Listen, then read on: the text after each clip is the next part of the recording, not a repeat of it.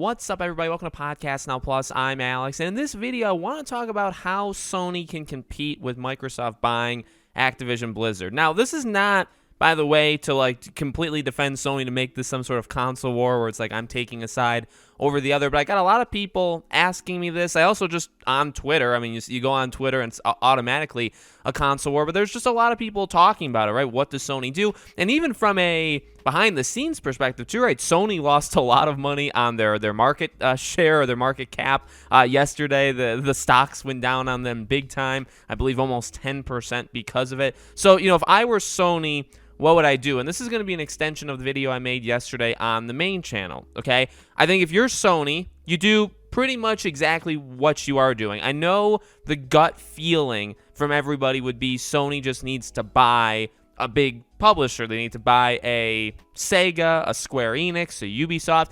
It's actually incredible how, well, they are worth a lot of money. And I guess in context of Bethesda, when you hear EA and you hear Ubisoft and Square Enix, they're all around the same-ish price. Around, okay? Then you have Take-Two, which is at, I think, $18 million. And Activision Blizzard obviously was much higher than that. And I believe they were sold 45% higher than their actual, what they were worth. So they were not worth, close to $70 billion. They were more closer to around maybe 50 or so, or 45. So that's something important to note too, right? That I guess Sony realistically could, but it would probably be unwise for them to buy, say, a Square Enix or EA, right? Or a Ubisoft, something like that. It would be something that they could do. Sony in general does have the cash on hand to do it, but we're talking Sony entirely, all of Sony. And they're just, as people have pointed out, Microsoft is just worth so much more than Sony is. Microsoft has so much more money in spending money than Sony does because, and as we know this, Microsoft makes all its money from everywhere but the gaming division. The gaming division, as of right now, is not turning this amazing profit where they could even drop Bethesda. I mean, the money they paid for Bethesda, the gaming division wouldn't even be able to afford that. This is money that they're taking from everywhere else to be able to afford it. Same thing with Activision Blizzard, right? The gaming division of Microsoft is not making $70 billion excess dollars to go in and support or buy, that company, right? So you think about it like that, Sony already is on a weaker ground than Microsoft because they don't make as much money outside of games as Microsoft makes outside of games. I honestly liken Sony to a sports perspective, okay? I'm a big hockey guy. I love hockey. Truly how I see it, okay? And this is not, I'm not picking on Microsoft, or I'm not actively, trying to be the aggressor. Microsoft is that team that in the off season goes and just buys very expensive players. They overpay, okay? And I mean, that's factual because they did literally overpay for Activision Blizzard. They overpay, they get all these to bolster their team, right, for the next season. And oftentimes that works, sometimes it fails, oftentimes that works, right? You get a leg up because you just get the best people that are out there, okay? Sony would do it the other way. They would scout, they would draft, right? And when they have the draft every year, they draft their players and then they grow them from within. And so, maybe sports isn't everybody's favorite thing because we are talking about games, but truly, it actually is how Sony does it, right? Sony just has their own studios. They grow their studios from within. They make all these deals with indie teams. Sometimes they add indie teams. I mean, literally look at Housemarque. I mean, Housemarque, go back 10 years ago. Housemarque, and I mean, it has grown. It hasn't grown insanely massive, but you go back to even Dead Nation or, Super Stardust, and then you move up, right? You go to Next Machina, you go through kind of their dark ages, and then you get to Returnal where they really prove themselves, and then Sony buys them, and it's a very cheap deal, all things considered, and who knows, eventually you get another big game from them that you can maybe spin into a franchise, and maybe you can make them a 2-team studio where they can make 2 games at once. Honestly, that's the only way that Sony can possibly do it. The only way Sony can do it, in my opinion, is third-party deals, which they've done, right? Final Fantasy is pretty much a PlayStation exclusive at this. Love it or hate it, it's the way that it is, and it's the way that Sony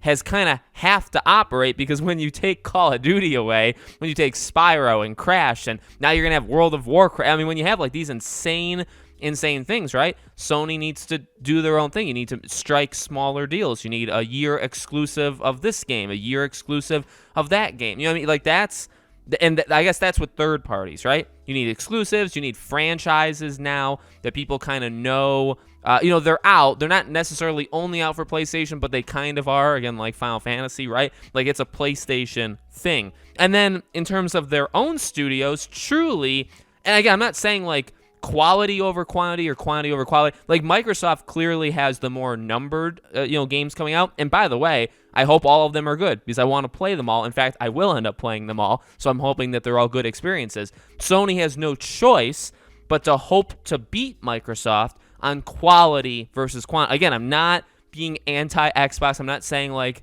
this is the definitive way it is. Microsoft just has more, but they all suck. Sony has less, but they're all good. No, that's not the case. I'm saying that's what Sony needs to make happen. And I guess you can maybe argue that has happened specifically over the PS4 generation, although Sony did have, I think, just more exclusives as well during the PS4. So they kind of had more games, and they also had the quality there, whereas Microsoft just didn't have as many. So now, again, the tables are turned. Microsoft is definitely going to have more games. So for Sony, you just have to lean into who you have. I mean, God of War just needs to be the best game it can be. Horizon needs to stand out. Any game, literally any game that comes out from a Sony first-party studio needs to truly stand out because you just have less of them. Also, Microsoft has many different ways they're going about this. Oh, and by the way, I want to say this out loud because I know this is a thing. I know many people have said, and I actually agree with this isn't even so much, and the Bethesda thing honestly probably isn't either. This isn't even so much a Sony versus Microsoft thing. Like, Microsoft isn't actively going against Sony. I think Activision is going against things like Tencent and Amazon and just really like bracing for the future. So that's a very important, distinction to make, is I think Microsoft has eyes set on other targets, and because of what Microsoft does with like cloud gaming and just playing from everywhere, their targets, the targets on their back or the competition isn't even necessarily Sony. So I want to make that very clear because I was about to say, Sony has already actively said, like, we want to go into live service games, which I'm not a fan of, but like that's an avenue. Mobile games, multiplayer games that last a long time, which I guess is live service, right? So like Sony is going to do different stuff compiled with what they already do. And Microsoft, again, is doing their own stuff as well. So I really think, like, yes, that's a huge deal. The entire thing is a huge deal. And, if you're like I don't know, a live or die by Sony kind of thing, and if they get hurt by Microsoft, you feel it too. You're kind of like a voodoo doll of them. Like, I guess I get it. But at the same time, just get both consoles or get a PC. That's probably the best. Actually, get a PC and get a PlayStation. That's the best way of doing it because then you have every single base covered. And a Switch. Don't forget the Switch. That's number one. Number two, they are kind of doing their own things. I really don't think getting Activision Blizzard is going to change Microsoft all that much from what their strategy already was. And it doesn't make it much different for... you lose like Call of Duty, which is something that Sony likes to lean into every year. Like, you lose that, so fine. That's the way it is. You have to adapt. And do you adapt by buying Square Enix? You can. Technically, you can. And I would advise against it because, honestly, buying Square Enix is the same thing as Microsoft buying Bethesda. It's like, if you're against Microsoft doing that, you should be against Sony doing it. So it's not like, in order to, I guess maybe it's the lesser of two evils, however you want to rationalize it to yourself. But to me, really, that can happen, and maybe it gets into like the culture of Sony or whatever, I guess, but Sony really just needs to keep focusing on what it's doing. It does need to be a little bit more like consumer friendly in terms of like talking. Obviously, they lost a little bit of how friendly they are to people over the last. Jim Ryan is kind of to blame for that. The era of leading into the PS5 and now in the PS5, it's not the same as it was 6, 7, 8 years ago. So I think they need to get back that friendly approach to them,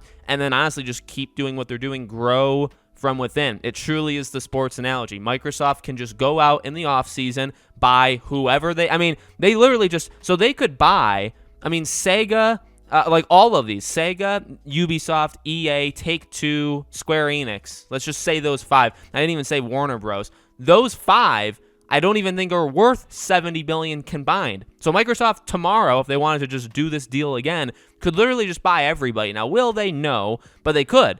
And it's like, I mean, what, is Sony going to do that? You want Sony to do that? They can't. They just can't. So Microsoft can just go out and buy whoever they want, and you can look at that as a positive or negative. I don't care. Sony can't do it, so Sony just literally needs to focus on what they can focus on, which is small deals, smart deals, right? Like buying studios for less. Insomniac is a good example of that, right? Like, look how that turned out for them. They paid next to nothing, respectively, and they got huge value for that, right? Those are the kind of things Sony needs to continue to do. I really feel like that's probably the plan. So let me know what you guys think in the comments below. Make sure, as always, you're subscribed to the channel. Hit the bell icon so you guys know when all these videos go up, and I hope to see you all on tomorrow's video.